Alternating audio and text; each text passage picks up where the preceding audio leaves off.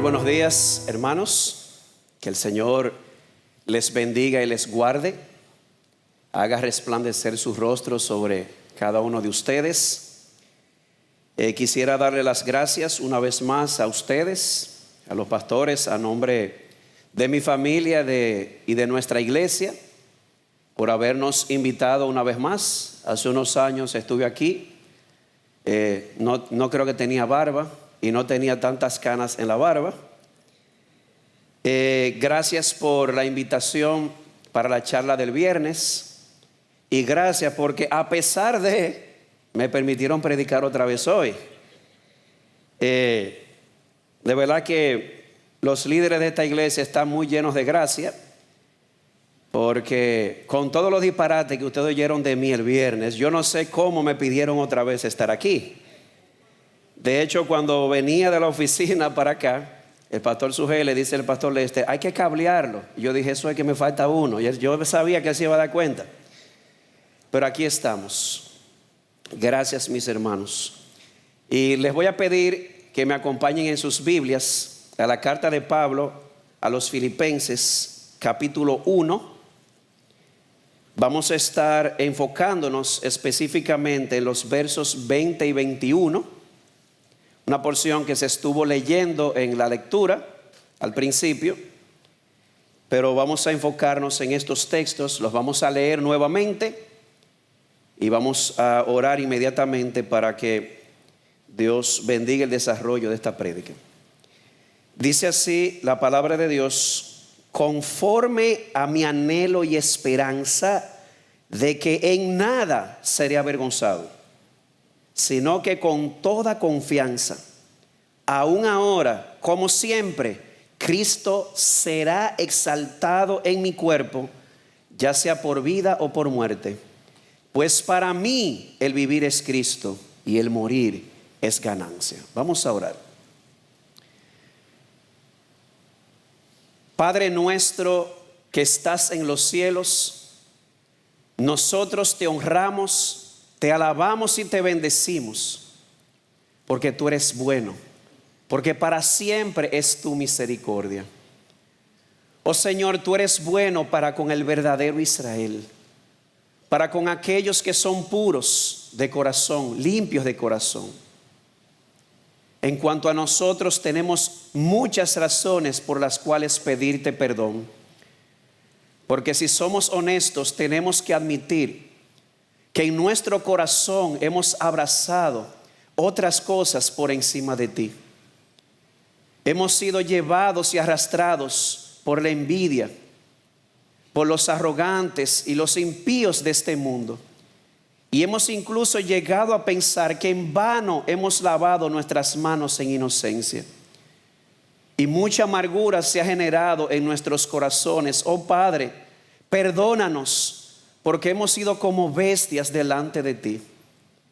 Pero te damos gracias en Cristo, porque tú nunca nos has soltado de la mano, siempre nos has sostenido, y tenemos la confianza de que en Cristo un día nos recibirás en gloria. ¿A quién tenemos en los cielos, oh Señor, sino a ti?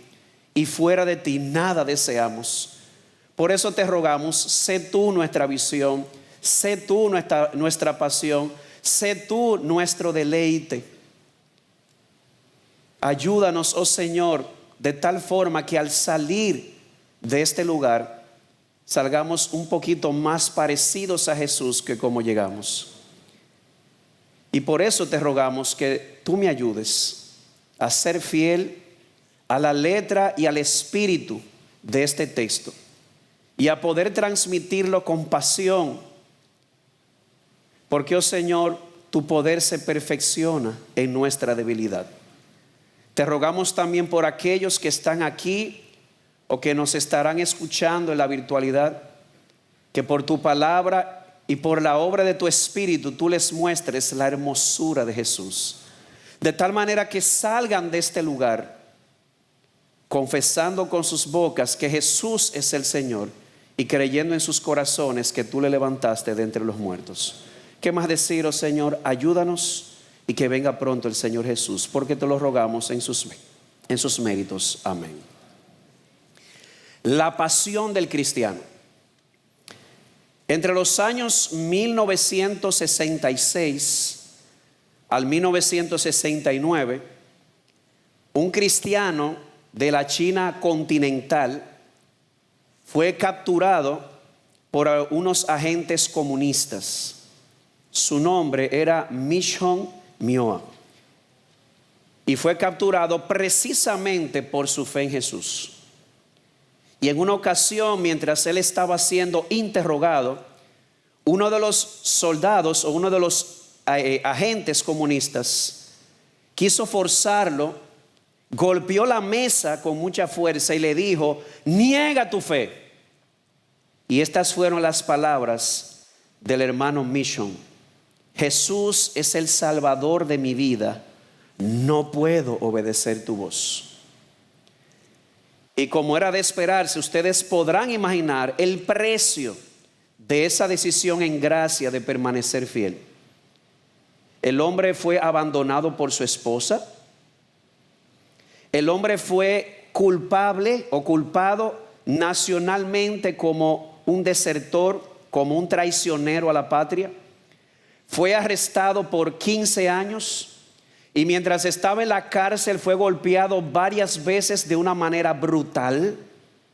Y como si fuera poco, allí obtuvo una epidemia de la cual con el tiempo terminó muriendo. Pero lo más impresionante de este hombre no fue lo que él sufrió.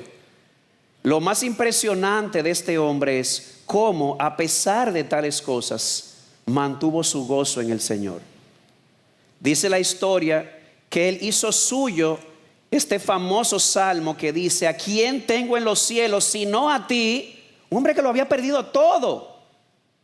¿A quién tengo en los cielos sino a ti? Y fuera de ti nada deseo en la tierra.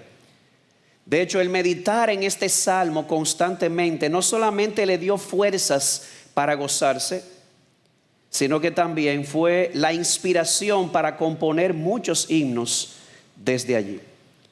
Y ese ejemplo de gozo y paz en medio de aquella tormenta de sufrimientos no pasó desapercibida, porque fue precisamente uno de los médicos que solía ir a revisar a los presos, que un día, viendo esto, se arrodilló delante de él y le dijo: tu Dios es una realidad.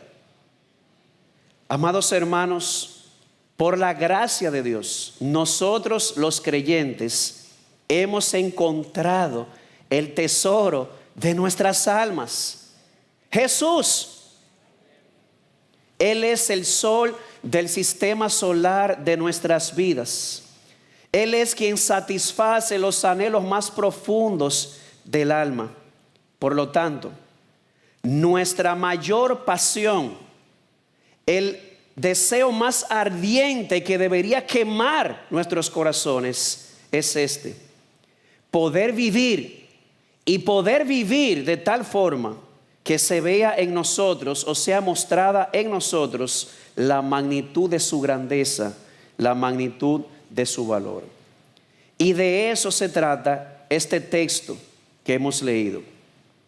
Como notaron en la lectura, desde el verso 12 y hasta el verso 26, Pablo estaba poniendo al tanto a los filipenses, probablemente la iglesia que más conectada estuvo con Pablo. Él los puso al tanto de cuáles eran sus circunstancias en ese momento. Él estaba preso en una cárcel domiciliaria en Roma y probablemente bajo vigilancia militar. O no probablemente, bajo la vigilancia de la guardia pretoriana. Y mientras tanto, afuera, unos hermanos llenos de gozo y de nuevo tomaron ánimo para predicar el evangelio, pero tristemente otros también estaban predicando a Cristo, pero no con buenas motivaciones. Estaban predicando a Cristo por envidia, por contienda, pensando causarle molestias y angustias al apóstol Pablo. O sea que mientras él está preso adentro, afuera habían enemigos, incluso cristianos, enemigos de Pablo, que se estaban burlando de él y lo menospreciaban. Pero una vez más, al igual que el hermano de la historia inicial, Pablo no perdió su gozo en el Señor. Y no solamente eso, él expresa su regocijo de que a pesar de todo, Cristo estaba siendo predicado. Eso era todo lo que él quería, que Cristo fuese conocido. Pero en el texto en el que nos vamos a enfocar es interesante porque nos muestra no solamente cuál era el gozo presente de Pablo, sino también su deseo y su expectativa para el futuro. Dice el verso 20, conforme a mi anhelo y esperanza.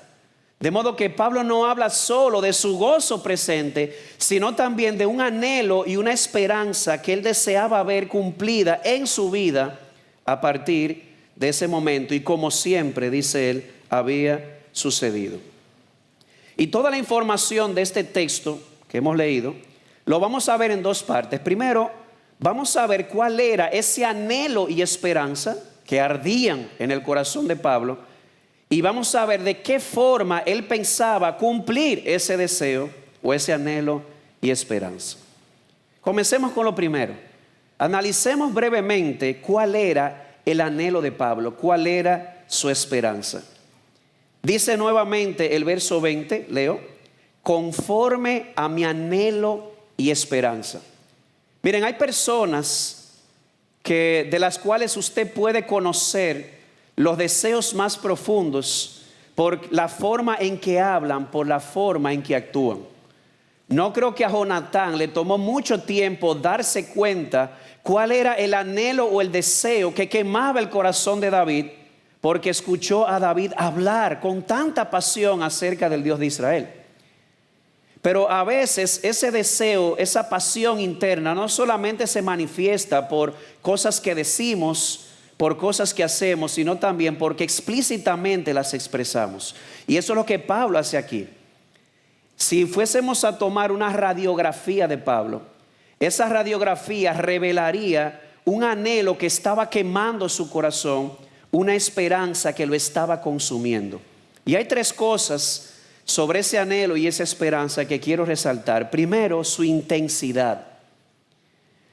Nosotros leemos en nuestra Biblia en español, conforme a mi anhelo.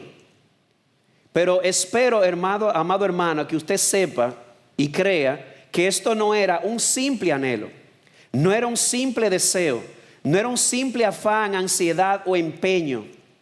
La palabra griega que aquí se traduce como anhelo tiene un prefijo de intensidad.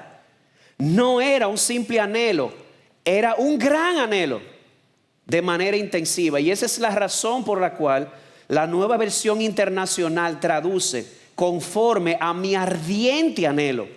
Cuando usted piensa en algo ardiente, ¿en qué usted piensa? No era simplemente un deseo interno, era un deseo, era un anhelo que lo estaba consumiendo, que lo estaba quemando por adentro. Y un deseo que también se había convertido en su esperanza de vida, algo que él ansiosamente esperaba ver siempre cumplido en su vida. Así que habiendo visto la intensidad, era más que un anhelo, era un ardiente anhelo. La pregunta ahora es, ¿cuál era el objeto de su anhelo? ¿Qué era lo que él tanto anhelaba? ¿Qué era lo que tanto quemaba su corazón de manera ardiente? ¿Cuál era su esperanza? Dice Pablo ahí mismo, en el verso 20, conforme a mi anhelo y esperanza, de que en nada seré avergonzado. Antes bien, con toda confianza, como siempre, ahora también será magnificado Cristo. De hecho, estuve leyendo explícitamente la Reina Valera del 60. La Biblia de las Américas dice exaltado. Y les voy a decir más adelante por qué preferí esa lectura, magnificado Cristo. ¿Cuál era entonces ese anhelo? ¿Cuál era esa esperanza? Él lo expresa aquí de una manera negativa y de una manera positiva. De manera negativa dice él, no sea yo avergonzado, que en nada seré avergonzado. Ese era su ardiente anhelo. Y usted dirá, ¿y ese es el gran anhelo? Recordemos o no olvidemos lo que Pablo estaba viviendo en ese momento. Pablo estaba preso Y Pablo era el objeto de burlas y de menosprecio de muchos enemigos, tristemente algunos de ellos cristianos malintencionados. De modo que cuando él dice, en nada seré avergonzado, la primera vez que yo leí el texto, yo me imaginaba a Pablo lleno de vergüenza porque él estaba preso. Mira este cristiano preso. Yo me imaginaba a Pablo avergonzado mientras algunos cristianos malintencionados desde fuera se burlaban de él y lo avergonzaban. Pero un día pensé, pero es que esa vergüenza no tiene nada de extraordinario. Piénselo por un momento. Cualquier persona puede desear algo así. No hay que nacer de nuevo para desear el no ser avergonzado de lo que hemos mencionado. Pero ¿sabes algo? Sí, Pablo deseaba no ser avergonzado, pero Pablo no se avergonzaba ni de estar preso ni de ser el objeto de burla. ¿Sabes por qué? Porque él sabía y estaba convencido de que él no estaba sufriendo como malhechor, sino como cristiano. Usted ha leído en Primera de Pedro, capítulo 4, verso 16, cuando Pedro dice, hay dos formas, todo el mundo va a sufrir en este mundo, todo el mundo va a sufrir. Unos sufren por ser malhechores, otros sufren por ser cristianos. Y Pedro dice, si tú sufres como cristiano, no tienes nada de qué avergonzarte. De modo que Pablo dice, yo no quisiera ser avergonzado. Pero él no está pensando en los sufrimientos por causa de Cristo, porque sufrir como cristiano no debería ser objeto de vergüenza para nosotros. Así que nos queda ver la parte positiva. ¿Qué era entonces lo que quemaba el corazón? ¿Qué era lo que le avergonzaba? Y ahí viene la parte positiva, sino que con toda confianza, aún ahora, como siempre, Cristo será exaltado, Cristo será magnificado en mi cuerpo, ya sea por vida o ya sea por muerte. Y es aquí donde empezamos a ver que este era un deseo sobrenatural, porque más que ser liberado, más que dejar de ser el objeto de la burla y la vergüenza, por lo que otros decían, lo que Pablo deseaba y esperaba era esto: exaltar a Cristo en medio de sus prisiones. Te lo voy a poner de otra forma, o dicho de otra forma. La vergüenza de Pablo no era que estaba preso. La vergüenza de Pablo no era que él era el objeto de burlas o menosprecio. La vergüenza de Pablo era esta: que en medio de sus prisiones y en medio de las burlas, él no pudiese magnificar o exaltar a Cristo en sus circunstancias.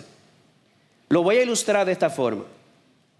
Hace unos años, un hermano se acercó a una consejería y estas fueron sus palabras: pastor, estoy lidiando con la vergüenza. A propósito de Pablo, dice, yo no quiero ser avergonzado. Y yo le dije, bueno, Pablo también dice que él no quería ser avergonzado, pero dime, ¿qué te pasa? Yo tengo 15 años en esta empresa, una empresa particular. Ajá, y entonces, a pesar de tener tantos años en la empresa, nunca me han subido de puesto, nunca me han subido el salario, por más que lo haya pedido. Y entonces, que hay unos jovencitos que están acabados de llegar a la empresa y no tienen ni un año cuando ya lo están subiendo de posición y le han subido el sueldo varias veces y me pasan por el lado en su jipeta y yo en mi pasola. Me da vergüenza, pastor. Y pensé en este texto y le dije, te entiendo, mi hermano. Hay muchas cosas que tú podrías desear y que son legítimas. Desear que te suban. ¿A quién no le gustaría que lo suban de puesto? Tú podrías desear legítimamente que te suban el sueldo y buscar la forma de expresárselo a tu jefe. Entiendo con lo que estás lidiando, pero déjame hacerte una pregunta. ¿Qué dice tu jefe de ti? Y él me dijo, no, espérese, él no come cuento conmigo. ¿Y por qué tú lo dices? Cuando él tiene que confiar algo de la empresa, algo de mucho valor, incluyendo una cantidad considerable de dinero, él no piensa en esos jovencitos, él piensa en mí. Y yo le dije, mi hermano, no tienes de qué avergonzarte. Entiendo, hay deseos en nuestra vida. El deseo de ser promovidos, el deseo de ganar más dinero, pero por encima de esos deseos hay un deseo supremo: que Cristo sea exaltado. Y a pesar de que no te han subido de puesto, a pesar de que no te han aumentado el sueldo, si tú estás magnificando a Cristo, si lo estás exaltando, no hay nada de qué avergonzarse. Claro, procura que te suban, ¿verdad? Pero al final, si no se da, si no te suben, si no te aumentan, ¿qué tenemos? Ahí sigue estando tu más grande pasión, Cristo siendo exaltado en tu vida, como dice Pablo aquí. Y eso es extraordinario, hermanos. Eso es extraordinario lo que Pablo está diciendo. ¿Por qué? Porque en la vida cotidiana, ¿qué es lo contrario de ser avergonzado? ¿Usted lo ha pensado? Lo contrario de ser avergonzado es yo recibir honor. Para Pablo no. Para Pablo lo contrario de ser avergonzado era que Cristo no recibiese el honor. En otras palabras, su mayor vergüenza era esta, que Cristo no fuese exaltado en él. Su mayor pasión, lo que más quemaba su corazón era, yo le aseguro que Pablo quería que lo soltaran, Pablo no quería quedarse preso. Les aseguro que Pablo hubiese querido una buena calidad de vida, o tal vez mejor que la que estaba. De hecho, más adelante lo vemos porque él dice, yo he aprendido a contentarme. Les aseguro que Pablo deseaba muchas cosas, pero por encima de todo, ¿saben qué era lo que él más deseaba? Que si él seguía preso, que si él seguía siendo el objeto de burlas, aún en esa circunstancia, Cristo recibiese el honor a través de él. Y estamos hablando de un hombre que tenía, si nos vamos a la carne, tenía muchas cosas de que jactarse. Pablo tenía un conocimiento tal, creo que fue John Stott que leí una vez que dijo, que a los 21 años probablemente Pablo tenía el equivalente a 2 PhD en conocimiento. Dígame usted, a los 21 años yo estaba leyendo Nacho versión cristiana, o sea, comenzando a formarme. Pablo pudo haberse gloriado de su conocimiento, de sus dotes de oratoria, porque aunque él no pretendía ser un sofista, hermanos, un hombre muy elocuente al hablar.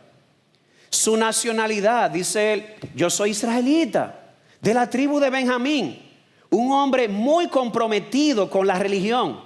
Antes de ser cristiano, muy comprometido con su fariseísmo, y después de convertido, no existe un hombre que se haya esforzado más que Pablo en las misiones. Aunque él dijo, no yo, sino Cristo en mí. Y a pesar de eso, el ardiente anhelo de su corazón no era que la gente viera eso y lo exaltara a él.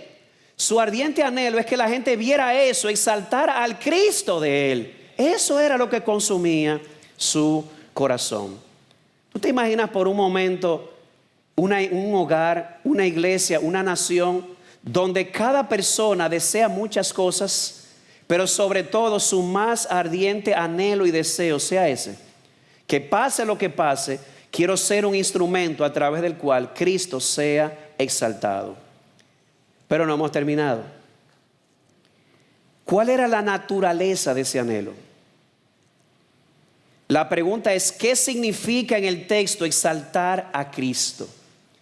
La palabra griega que se traduce como exaltado o magnificado, como pone la Reina Valera del 60, es la palabra megaluno, que significa literalmente hacer que algo se vea grande. Y vaya pensando en eso, porque alguien me decía en una ocasión, hablamos mucho de glorificar a Dios, pero a veces es un concepto muy abstracto. ¿Cómo hago eso? Y ahora veremos aquí que glorificar a Dios, exaltar a Cristo, magnificar a Cristo es algo muy concreto. Megaluno, hacer que algo se vea grande. La Reina Valera del 1909 traduce, sea Cristo engrandecido. La Reina Valera del 60, vuelvo y repito, traduce magnificado, mi traducción favorita. ¿Y por qué? Porque me permite incluso ilustrar un poco más el concepto que está detrás. Miren, en nuestro contexto actual hay 2 instrumentos que paradójicamente hacen cosas contrarias, pero nosotros decimos que magnifican. ¿Cómo así? Por un lado, yo fui profesor, yo soy dentista y di clases de biología en el colegio un tiempo. Y recuerdo esas horas en el laboratorio de ciencias usando lo que se llama un microscopio. ¿Sabe lo que es un microscopio? Dícese de un instrumento que hace que cosas que son inimaginablemente pequeñas y que son imperceptibles a los humanos, el microscopio hace que se vean más grandes de lo que son. Recuerdo haber visto tejidos, ustedes recuerdan los tejidos de la cebolla, el asunto, y que el epitelio, y bacterias y virus. Pero es obvio, yo espero que le quede claro que ese no es el concepto que Pablo tiene en su mente. No solamente porque el microscopio no existía. Es que sería una blasfemia decir, yo voy a hacer un microscopio y yo voy a ayudar a Cristo a que se vea más grande. Es una blasfemia, o a que sea más grande. ¿Sabes algo? Cristo no puede ser más grande y más glorioso de lo que ya Él es. Independientemente de la forma en que vivamos y de la forma en que hablemos, nosotros no podemos hacer a Cristo más grande y glorioso de lo que ya Él es. Toda la plenitud está en Él. Así que cuidado con la actitud de voy a ayudar a Jesús a que se vea más grande, porque eso lo deshonra. Ahora bien, del otro lado tenemos otro instrumento que hace lo contrario al microscopio, pero también se dice que magnifica, y es el telescopio. El telescopio también tiene un conjunto de lentes y hace lo contrario al microscopio. Hace que cosas que son inimaginablemente grandes, pero que nosotros las vemos pequeñas y distantes, el telescopio hace que se vean más como realmente son. Y yo mientras preparaba esto pensaba, ¿usted sabe lo que es Canis Majoris? Una estrella que es 7 cuatrillones de veces más grande que el planeta Tierra. ¿Usted sabe lo que significa eso? Que si la Tierra fuese una pelota de golf, Canis Majoris sería como el monte Everest en comparación o en proporción. Pensaba en una más grande todavía, Uj Scuri, una estrella que es 1700 veces más grande que el Sol. Y esos monstruos están allá afuera y los vemos pequeños, los vemos distantes. El telescopio, ¿qué hace? Que esas cosas se vean más como son. Y ese es el concepto que Pablo tiene aquí. Digo el concepto porque el telescopio no se había inventado. Pero el concepto era ese. Pablo anhelaba ardientemente ser un telescopio. ¿Cómo así? Pablo anhelaba ser un telescopio y magnificar a Cristo. Es decir, que en medio de cualquier circunstancia, cuando otros vieran a Cristo, a través de Él, lo vieran más realmente como Él es. ¿Recuerdan la historia al principio? Lo que le dijo el médico a aquel hermano chino. Le dijo, tu Dios es una realidad. En ese momento aquel hermano Mission mío estaba funcionando como un telescopio. Y a través de él, ese médico estaba viendo que el Cristo de ese hermano era más grande de lo que él creía. Estaba más cerca de lo que pensaba. Ese es el punto de magnificar a Cristo. El pastor John Piper dice que magnificar aquí puede traducirse de la siguiente forma: se mostrará en mí la magnitud de su grandeza. Y la Biblia Dios habla hoy traduce la expresión de esa misma forma: se mostrará en mí la grandeza de Cristo. De modo que, mis amados hermanos, Pablo deseaba muchas cosas. Deseaba, de seguro, ser liberado. Pablo deseaba probablemente gozar de buena vida, de buena salud. Probablemente deseaba poder tener con qué cubrir sus necesidades. Pero su deseo más ardiente, la esperanza que más consumía su corazón era esta: que aunque siguiera preso, aunque estuviera enfermo y aunque no tuviera nada con qué sostenerse, aún así él quería seguir siendo un telescopio para que los que estaban a su alrededor pudiesen ver a través de él lo grande que era su Cristo. De que Cristo era más grande de lo que ellos pensaban y estaba más cerca de lo que ellos creían. Y amado hermano, esa debería ser nuestra pasión, lo que queme nuestras almas, lo que nos consuma. No importa la circunstancia en que estemos, que otros puedan ver a través de nosotros que Cristo es grande. No que lo vamos a ayudar a que sea más grande, no puede ser más grande lo que es que quiero ser un telescopio para que otros vean cuán grande es Cristo y cuán cerca Él está. Y déjeme decirle que esto es un concepto que usamos mucho en consejería. Hubo un matrimonio que Mire, mi hermano, yo lo daba ya por casi hecho, casi terminado. Me llamaron un día de fiesta, eran las 6 de la tarde, día de fiesta yo no suelo, ¿verdad?, trabajar, pero era una emergencia, había un incendio en este matrimonio. Pasamos de 6 de la tarde a 9 de la noche y no hubo un solo avance, hasta que en un momento la esposa dijo: voy al baño, y yo me quedé con él y yo compartí varias cosas con él, y esta fue una de ellas. Mi hermano, tú y yo somos telescopios, y Cristo quiere usarte a ti y a mí para que a través de nuestras vidas tus vecinos, tus hijos puedan ver que tu Cristo es más grande de lo que ellos creían. Mi hermano, ese hombre que es indiecito se puso blanco.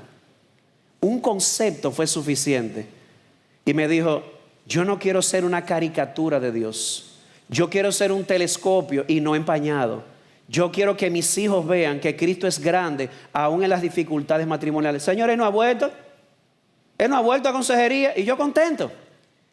Hace poco me dijo: pastor, no es que las tensiones se han ido, pero hemos aprendido a resolver nuestros conflictos de tal manera que Cristo sea magnificado.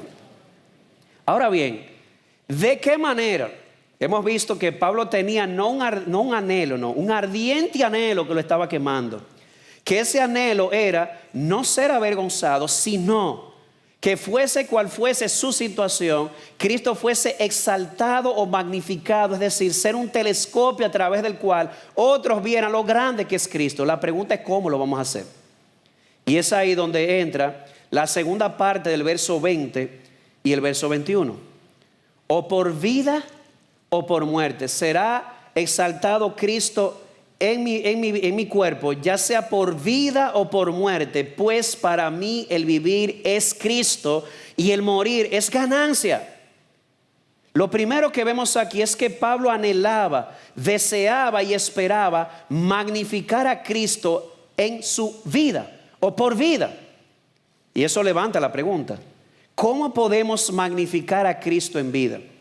¿Cómo podemos vivir de tal forma que se pueda mostrar en nosotros la magnitud de su valor? Y la respuesta la da en el verso 21. Porque para mí el vivir es Cristo. ¿Sabes cómo Cristo es magnificado en nosotros por vida? Cuando nuestra vida se resume a esto: para mí el vivir es Cristo. Te hago la pregunta: ¿qué es vivir para ti? Para muchos vivir es simplemente existir. Se levantan, se asean, desayunan, salen a trabajar, almuerzan, vuelven a la casa, cenan, se acuestan un rato con su esposa, se duermen y al otro día la misma rutina. Eso es la vida para ellos.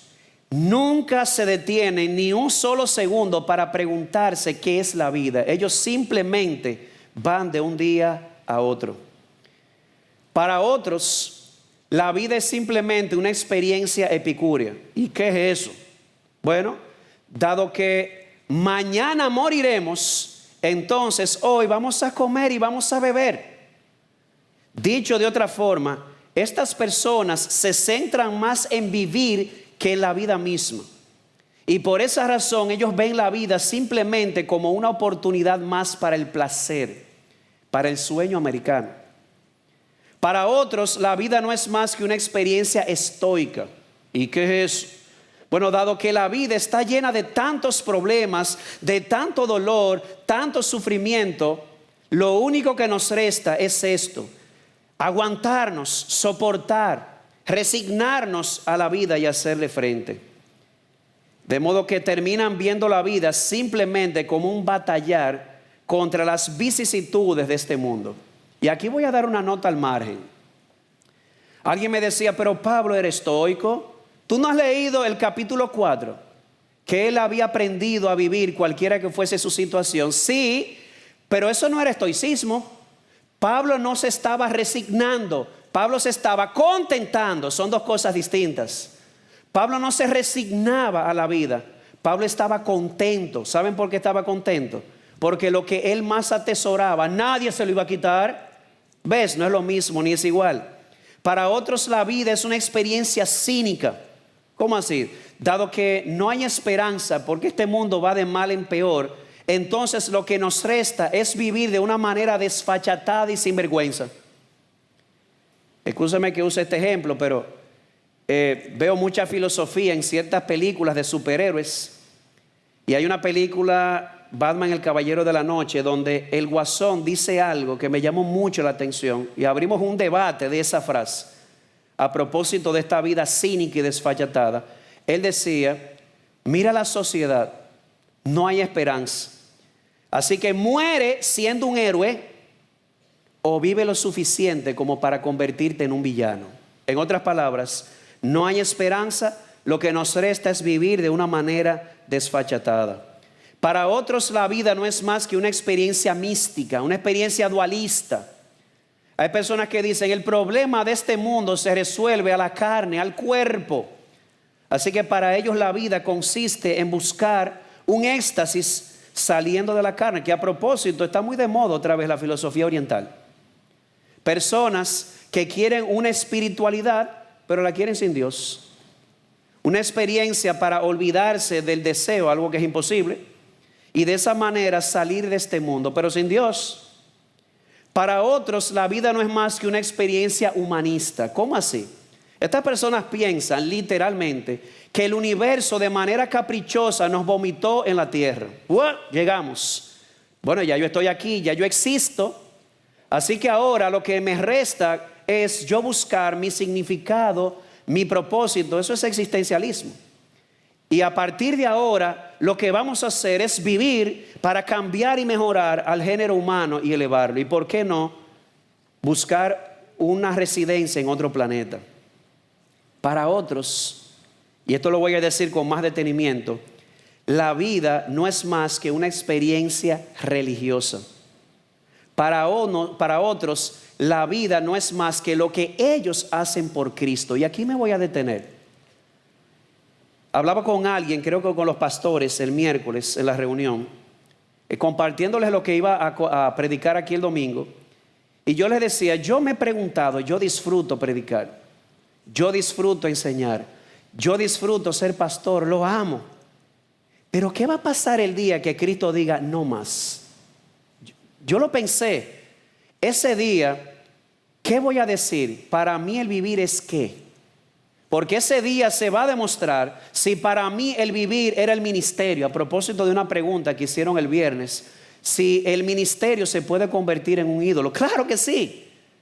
Mi felicidad, mi identidad y mi seguridad no puede depender del ministerio, depende de Cristo. Él es mi vida. El ministerio me lo pueden quitar, pero a Cristo no. Martin Lloyd-Jones muy elocuentemente dijo acerca de esto. Puedes estar tan ocupado en las actividades de la iglesia y ser muy activo con respecto a tu religión, pero cuando la actividad pasa de manera súbita, encuentras que no tienes nada. Digo esto porque pudieras estar trabajando en el reino y no estar nutriendo tu propia alma. De esta manera pudieras estar siendo negligente en tu propia vida espiritual a tal punto que al final has estado viviendo en ti mismo y en tus propias actividades. Y cuando debes parar el trabajo por alguna circunstancia, entonces te das cuenta que tu vida está vacía y no tiene recursos. Termina la cita. ¿Qué es la vida para ti? Porque es obvio que para Pablo la vida era más que existir. Está claro que para Pablo la vida era más que resignarse. Eso era demasiado pesimista. Es obvio también que para Pablo la vida era más que lo que él hacía por Cristo. Para él su vida era Cristo. Para mí el vivir es Cristo. ¿Y qué significa eso? Eso significa que sin importar la condición en la que él estaba, toda exigencia que su alma le hacía a este universo, en Cristo quedaba más que satisfecha. Miren su testimonio. Si puedes conmigo ahí mismo en Filipenses 3, 7 al 9.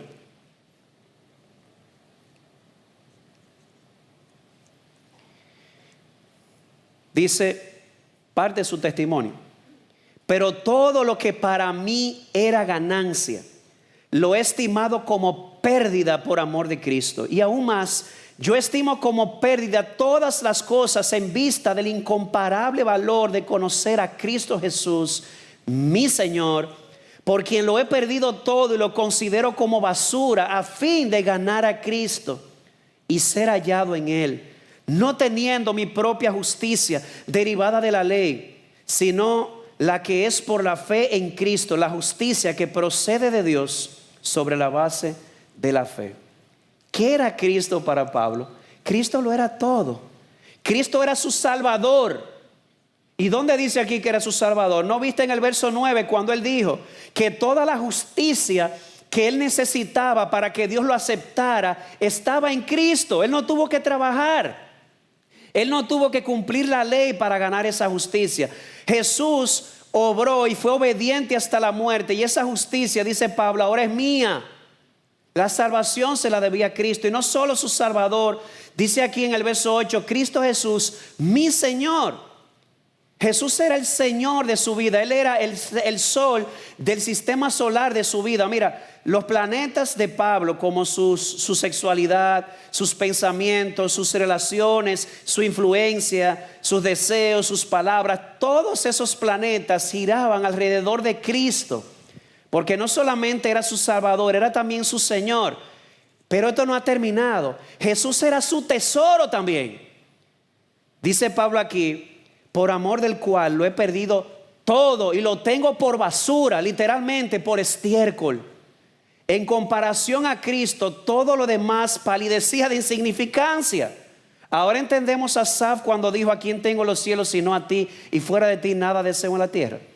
A Pablo le pasó como ese viajero que iba en Palestina. Iba a la ciudad, pero se dio cuenta que el camino era un poco largo. Así que atravesó una propiedad, eso era permitido, para poder cortar el camino. Y ese camino que él usó para llegar a la ciudad, ese atajo, era un poco tortuoso, irregular, accidentado. Y él andaba con un palo, con una especie de palo para, ¿verdad?, afincarse bien. Y en un momento hace así, ¡can!, y oye un sonido extraño en la tierra. Él echa hacia un lado toda la tierra y encuentra un cofre. Y cuando abre ese cofre, sorpresa, un tesoro. Y ese tesoro era tan valioso que él lo cerró. Él no podía tomarlo porque aunque el dueño de la propiedad tal vez no lo había descubierto, digo yo, esa no era su propiedad. ¿Saben lo que hizo? Se devolvió y con gozo vendió todo lo que tenía para comprar ese campo, porque ese tesoro valía más que todo lo que él tenía. Y eso fue lo que pasó con Pablo. Cuando Pablo encontró a Cristo, o mejor dicho, cuando Cristo lo encontró a él, Pablo dijo: todo lo que yo solía atesorar es basura delante de él. ¿Qué nacionalidad? ¿Qué conocimiento secular? Pablo dijo: todo lo que antes para mí. De hecho, Pablo era un buen negociante. Si se dan cuenta, Pablo no era bruto, ¿no? Fíjense que Pablo está pensando en términos financieros.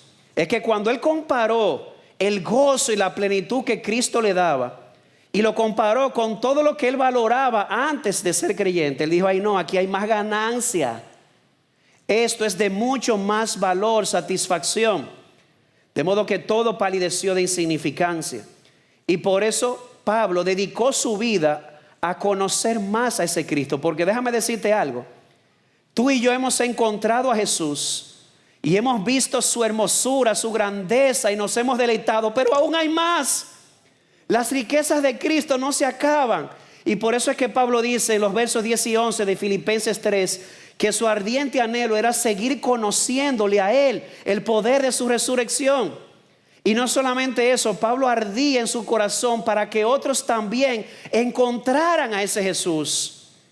Ahí en el capítulo 1, versos 24 y 25 dice: pero quedar en la carne es más necesario por causa de vosotros. Y confiando en esto, yo sé que quedaré, que aún permaneceré con todos vosotros para vuestro provecho y gozo de la fe. Pablo decía: este es el tesoro. Todo lo demás es insignificante delante de él. Por lo tanto, en su vida se había dedicado a esto con pasión. Conocer más a Jesús y darlo a conocer. Conocer y darlo a conocer. Y déjame decirte, no hay que ser misionero o pastor para eso. En cualquier oficio que Cristo te haya puesto, tú puedes seguir conociéndolo y dándolo a conocer. Miren, hay un fotógrafo en nuestra iglesia muy famoso. Y él tiene muchos libros interesantes de fotografías, de paisajes y foto digital. Y en una de sus exposiciones, no recuerdo si fue en, ¿cómo se llama? Bueno, en un museo que hay allá, alguien voceó desde la audiencia: oye, pero ese hombre sirve a Dios en todo, porque en todo lo que él exponía hablaba de su creador. Y él no es pastor en la iglesia, de hecho raras veces habla, es muy tímido. Pero en su trabajo, él tenía la pasión de ver a Jesús en cada fotografía que tomaba. Y se tomó muy en serio en que otros vieran a su Jesús en medio de sus fotos. También yo soy dentista, les decía, y trabajé en varios lugares. Trabajé con uno a quien le agradezco mucho, pero era marxista y todo lo oísta menos bueno, pero le tengo mucho aprecio. Pero trabajé con otro que ese era un apasionado por Cristo. Y un día está haciendo una técnica, a propósito, los dentistas no somos sacamuelas, sino salvamuelas. Pero esa no había nada que hacer. Y ese hombre aplicó una técnica y sacó ese molar superior con sus 3 raíces intactas. Y estas fueron las palabras que salieron de su boca: ¡qué diseño! Literalmente, ¡qué diseño! Este hombre no era pastor, este hombre no era misionero, mucho menos apóstol, que ya no hay. Pero este hombre estaba dedicado a una cosa: conocer a Jesús y darlo a conocer a otros. Pero aquí viene una de las partes más impactantes del texto. Pablo no solamente quería exaltar a Cristo, magnificar a Cristo en su cuerpo por vida, sino también por muerte. ¿Lo vieron?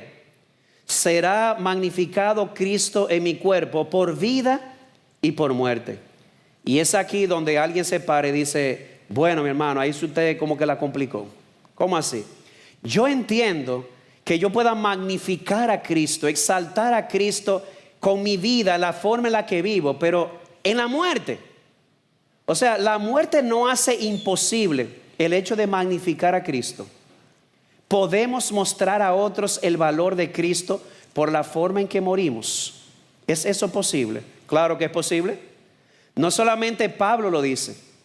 No sé si recuerdan aquel momento en el que Jesús estaba caminando con Pedro y le dijo, según Juan 21:18, Pedro, cuando eras más joven, te ceñías e ibas donde querías.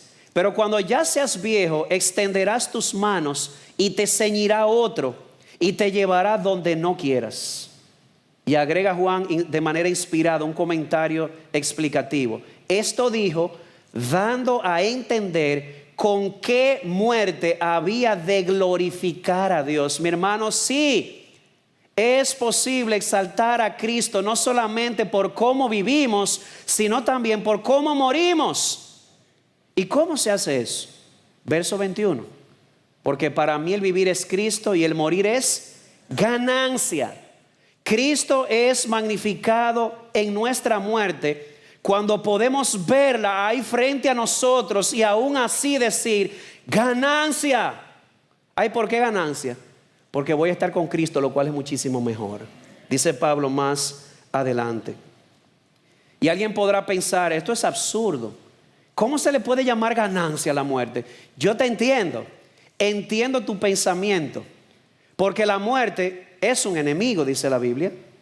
La muerte será común, pero no es natural, no es buena. Y arriba de eso, si tú no eres creyente, probablemente la muerte esté amenazando con quitarte las cosas que tú más valoras en este mundo. Pero para Pablo eso no era un problema. ¿Sabes por qué? Porque lo que Pablo más valoraba en este mundo no eran las cosas del mundo, era Cristo. Y ni siquiera la muerte se lo podía quitar. ¿Qué dice Pablo en Romanos 8? ¿Quién nos separará del amor de Cristo? ¿Tribulación? angustia, hambre, persecución, desnudez, peligro, espada.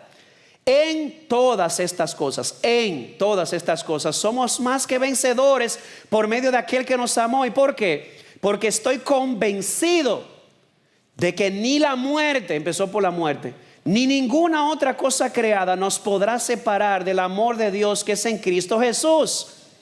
Mis amados hermanos, ni la muerte le podía quitar a Pablo lo que él más atesoraba. Porque como leímos hace un momento, en el verso 23 él dice: cuando yo parta de este mundo, voy a estar con Cristo, lo cual es muchísimo mejor a todo lo que este mundo puede ofrecer. Y al oír eso, ¿qué más decir? ¿Dónde está, oh muerte, tu aguijón? ¿Dónde está, sepulcro, tu victoria?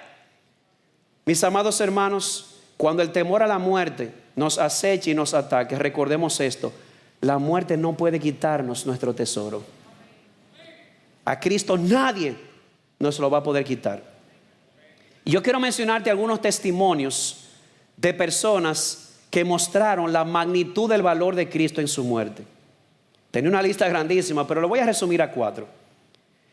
En el año 1956, ustedes recordarán que Jim Elliot y un grupo de misioneros decidieron ir a los indios Aucas en el Ecuador. Y no pocas personas quisieron advertirle que ahí podía estar su muerte. Pero la pasión de Elliot era la de Pablo: conocer a Cristo y darlo a conocer. Así que dijo, le dijeron que tú eres tonto. No es un tonto el que da lo que no puede retener, hablando de la vida, para ganar aquello que no puede perder, es decir, estar con Cristo y que otros estuvieran con Cristo. En el año 1970, la familia Haim fue sentenciada a muerte en Camboya por causa de Jesús. Y cuando digo la familia, estoy hablando papá, mamá e hijos pequeños. Y en el momento en que iban a ser ejecutados, el niño más pequeño, lleno de miedo, salió corriendo hacia el bosque. Y uno de los agentes lo iba a perseguir para matarlo. Y el padre dijo: déjame eso a mí. Llamó a su hijo tiernamente. Cuando su hijo llegó, se arrodilló y le dijo con ternura: piensa, hijo mío, ¿se podrá comparar algunos días más en esta vida que el unirte con tu familia alrededor de esta tumba y ser libre por siempre en el paraíso? Termina la cita. Y quiero traerte más cerca. En el año 1997, nuestra hermana Clara Linares, madre de nuestro hermano y pastor aquí presente, falleció en su cama. Y mientras los médicos trataban de salvarla, en su dolor, en su agonía, estas fueron sus palabras: por favor, no alarguen más mi espera. Quiero irme con mi Señor. Hermano, yo quisiera vivir así. Yo quisiera morir así. Y en el año 2006, un hermano de nuestra iglesia también, Máximo Cid, recuerdo como ahora, estaba en un hospital de investigación en Washington, muriendo de una enfermedad muy extraña llamada anemia plástica. Y se le hizo su trasplante de médula, pero ya no había más nada que hacer. Y en un momento, el pastor Luis Méndez, que todavía estaba entre nosotros, lo fue a visitar y le dijo: Máximo, ¿tú entiendes que a menos que el Señor haga un milagro, realmente vas a morir? Y estas fueron sus palabras: soy como un barco que ha estado por mucho tiempo en construcción y ya está listo para zarpar y encontrarse con su Señor. Yo no sé si él lo sabía, pero algunos dicen que cuando Pablo dice en Filipenses: quisiera partir y estar con Cristo, eso hace alusión a esos momentos donde se despedía un barco. Y ese es el lenguaje que él está usando. Y cuando uno oye eso, se escuchan ecos por ahí: locos. Esas personas tienen que estar locas. Sí, locas por Jesús. Eso es lo que estaban, locas por Cristo. Y por la forma en que vivieron y por la forma en que murieron, nos han mostrado que tenían un tesoro que satisfacía sus almas hasta lo más profundo, más que todo el universo, y que nada ni nadie se lo podía quitar. Vivieron y murieron de tal forma que fueron una especie de telescopio a través del cual mostraron la magnitud de la grandeza y el poder de su Cristo. Sí, La muerte les arrebató muchas cosas. Recuerdo como ahora cuando Máximo me llamó, hermano, me decía, hermano, cuide a mis hijas. Sus hijas fueron mis estudiantes en el colegio. Se las encomiendo. Y yo pensaba como un hombre que todavía era relativamente joven, estaba perdiendo o dejando una familia con hijos pequeños, con muchos sueños. Nunca pudo ver una graduación de sus hijas, nunca pudo ver un matrimonio de sus hijas. Pero a pesar de todo lo que estaba dejando, él vio la muerte cara a cara y dijo, ganancia. ¿Por qué? Porque nada de lo que este mundo le ofrecía se podía comparar con el estar con Cristo, lo cual es muchísimo mejor. Amado hermano, vamos a ir ya cerrando. La forma en que vivimos y la forma en que morimos le mostrará al mundo qué tan real es nuestro Cristo. Le mostrará al mundo nuestro tesoro. Así que atrévete en la gracia de Dios a hacer tuyo este anhelo que consumía el corazón de Pablo, ser un telescopio, que tú vivir, que mi vivir, que tú morir, que mi morir sean el instrumento a través del cual otros puedan ver que Jesús es mejor que la vida, que Jesús y su misericordia es mejor que la vida y que Él es más poderoso que la muerte. Que el Señor nos ayude. Pero ¿sabes algo? Yo pensaba también mientras escribía esto, el Señor es gracioso y misericordioso, porque si de algo estoy convencido, tú y yo estamos convencidos, es que no somos los mejores telescopios. Estamos empañados con el pecado remanente y aún así nos usa. Esa es la gracia de nuestro Dios, porque su poder se perfecciona en nuestra debilidad. Y a veces pienso que mientras más empañado está excelente, otros más pueden ver la gracia del Cristo que nos ha salvado. Y tú, amado amigo, estoy hablando a cualquier persona que está aquí que no es cristiana o que tal vez nos estará escuchando. ¿Tú sabes cuál es tu problema? Tu problema es que tú eres muy conformista. Cuando se trata de para ti el vivir es, lamentablemente las cosas que has escogido son una cisterna agrietada. ¿Sabes lo que es una cisterna agrietada? No importa cuánta agua le eches, siempre va a estar vacía. Ese es tu problema, amado amigo. Abre los ojos. Dijo C.S. Lewis una vez, si ninguna experiencia en este mundo puede llenar el corazón, es porque tú no fuiste creado para las cosas de este mundo. Fuiste creado para ser saciado con lo eterno, con lo infinitamente hermoso, y eso no es un espejo, es Jesús. Así que ahora mismo te ruego de todo corazón, como si dependiera de mí, depende del Espíritu y de su palabra, que dejes de estar jugueteando con la basura de este mundo. Deje de estar comiendo cáscara de banana, de guineo. Usted sabe esa historia del hombre que tenía hambre, encontró un racimo de guineos, de bananas, y se comió toda la cáscara, y al final fue tanto lo que se llenó de eso que al final no quiso el guineo. Te estás llenando con la basura de este mundo. Ya no más. Deja de seguir bebiendo en cisternas agrietadas que no retienen agua. Yo te ruego de todo corazón, ven a Cristo, porque Él dijo que el que viene a Él y cree en Él no tendrá hambre ni sed jamás.